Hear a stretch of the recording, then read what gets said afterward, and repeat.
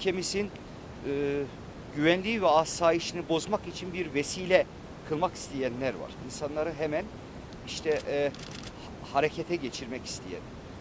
Şöyle ifade edeyim arkadaşlar. Şimdi Suriyeli vatandaşlarımızda da suç işleyenler yok mudur? Vardır. Kendi vatandaşlarımız da işliyor. Yani oradan bir yola çıkarak bütün Suriyelileri karalamak, bütün Suriyelileri istemiyoruz demek insanlığa sığar mı? Suçluysa elbette Türk hukuk sisteminde yakalanır, gereği yapılır. Ama efendim işte şu Suriyeli, bu Suriyeli bunu yaptı, Suriyelileri istemiyoruz. Ya istemiyoruz da nereye koyalım? Ölsünler mi? Bu bize yakışır mı? Bize yakışır mı? Yani milletimize ve devletimize mi yakışır? Bakın tekrar söylüyorum. Zor günler bir gün geçecek. Ama bugün burada yaptıklarımız hepsi baki kalacak. Baki kalacak tek şey bu.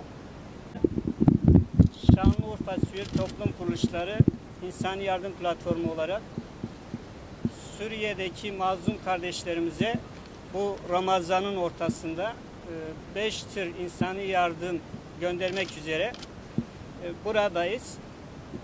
Muhacirlere ensar olma kardeşliği gereği biz Şanlıurfa Sivil Toplum Kuruluşları olarak valimiz de, müftülerimiz de, sivil toplum kuruluşların gönüllerimiz de hep el ele gönül birliği ederek bu çalışmaları yürütüyoruz.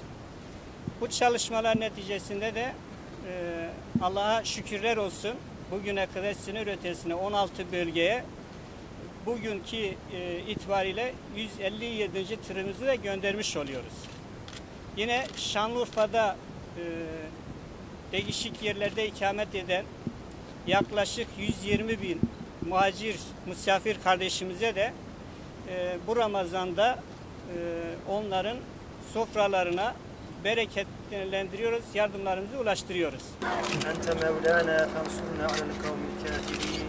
Ente Mevlana fansurna alel kavmil zalimin.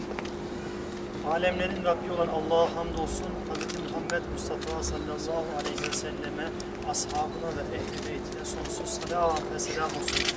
Ya Rabbi, gönüllerimizi açtık, ellerimizi açtık. Dualarımızı kabul eyle Ya Rabbi. Bizlere güç ver, kuvvet ver Ya Rabbi. Mazlumların her zaman yanında olalım Ya Rabbi. Ya Rabbi, bizler şu anda oruç ağızlarımızla iftar sevincini bekliyoruz. İftarda sevinmeyi bekliyoruz. Ama birçok bölgede, özellikle Suriye'de kardeşlerimiz sevinci bırak Ya Rabbi, gözyaşı döküyorlar, kan döküyor Ya Rabbi. Onların gözyaşlarını dindir.